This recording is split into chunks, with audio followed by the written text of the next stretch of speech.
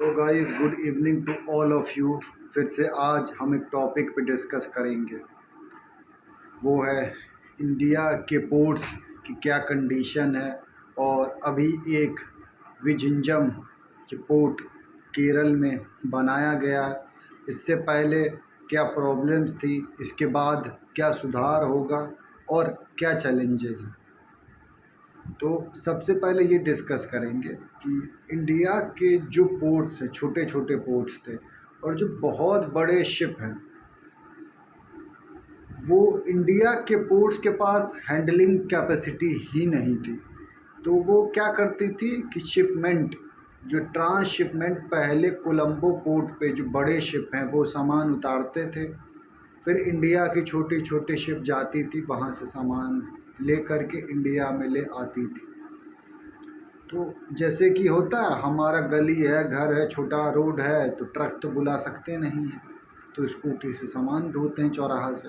Similar was the condition. तो इस चीज़ को इम्प्रूव करने के लिए, क्योंकि इंडिया की टोटल ट्रेड की 75% was done through the shipment, transshipment. और और बहुत ज़्यादा मिलियन डॉलर खर्चे होते थे। अब इसे रिड्यूस करेंगे तो हमारा पैसा बचेगा।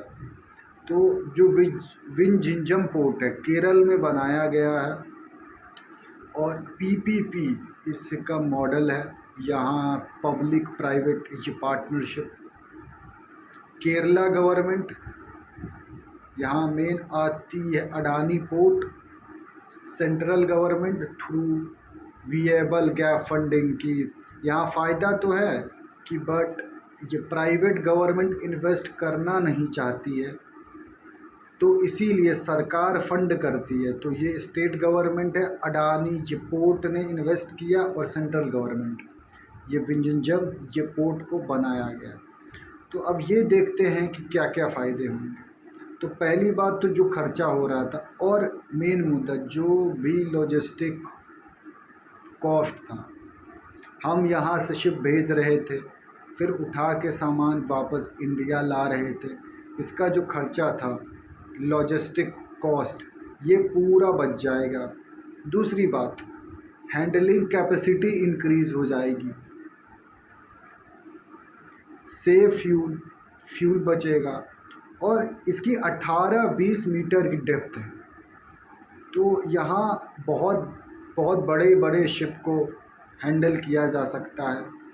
जो छोटे छोटे ये पोर्ट है, उनमें नीचे क्या मिट्टी भर जाता है, उसको हेजिंग कहते हैं, उसे फिर निकालना पड़ता है। यहाँ ऐसी कोई प्रॉब्लम आने वाली नहीं है। जो क्रेन सिस्टम है, रिमोट टेक्नोलॉजी है, जैसे इंसान खुद क्रेन उठाता है ऐसे वैसे यहाँ रिमोट टेक्नोलॉजी है। कोई इंसान किसी की कोई ज़रूरत नहीं। एआई ट्रैकिंग सिस्टम है, शिप कहाँ आ रही है, कहाँ जा रही है, क्या हो रहा है, ये सब। अब हम ये देखते हैं कि ये तो कर दिया सरकार ने। Compare to China, India China good competitor, तो कंपेयर टू चाइना हम कहाँ स्टैंड करते हैं। इंडिया की जो हैंडलिंग कैपेसिटी है, एक एग्ज़ाम्पल लेते हैं कि 20 मिलियन का है, चाइना का 300 मिलियन, इवन 10 टाइम्स ज़्यादा है। तो ये गैप को विजिंजम जो जो पोर्ट है अभी, उस गैप को कम करेगी। एक चीज़ और मैं बताना भूल गया कि ये जो पोर्ट है ना, एकदम सदर्न इंडिया में है, तो केरल में है, तो ईस्ट वेस्ट, इधर Indonesia side, south east Asia, इधर आपका यूरोप, ये अफ्रीका, तो दोनों साइड सेम डिस्टेंस है और डिस्टेंस भी कम हो गया। दोनों साइड अगर ट्रेड करना है तो ईजिली कर सकते हैं। अब चैलेंजेस क्या आता है, ये पहला चैलेंज तो ये किस तरह के ज़्यादा ज़्यादा ये पोर्ट बनाए जाए। दूसरा, वहाँ जो पोर्ट पे जो भी टेक्नोलॉजी चाहिए, इंफ्रास्ट्रक्चर चाहिए, उसे भी डेवलप करने की नीड है। तीसरा, इंटर कॉन्टिनेंटल जो रूट है उसे इम्प्रूव करना चाहिए। सदर्न इंडिया में चला ही आया, यहाँ यूपी बिहार नॉर्दर्न इंडिया में जो ट्रांसपोर्टेशन की फैसिलिटी ही नहीं है, तो वैसे भी जो लॉजिस्टिक कॉस्ट है इंक्रीज़ हो जाएगा। तो इसे इम्प्रूव करने के लिए, और तीसरी चीज़, सेंटर स्टेट के बीच का रिलेशन अच्छा होना चाहिए। दोनों को कोऑर्डिनेट करके चीज़ें इम्प्रूव करना चाहिए, तो इंडिया ग्रो करेगा, डेवलप करेगा, we will compete with China. And अब तो वैसे भी फोर्थ लार्जेस्ट इकोनॉमी इंडिया बन चुकी है, तो जल्दी से तीसरी बनेंगे। दूसरी पहली के लिए समय लगेगा, क्योंकि यूनाइटेड स्टेट्स $23 बिलियन ट्रिलियन, यहाँ पे चाइना 20, यहाँ इंडिया 4.5 है, शायद 4 4.5। समय लगेगा but India will do it. So for today this is it guys, enjoy your day, good night, have a nice day.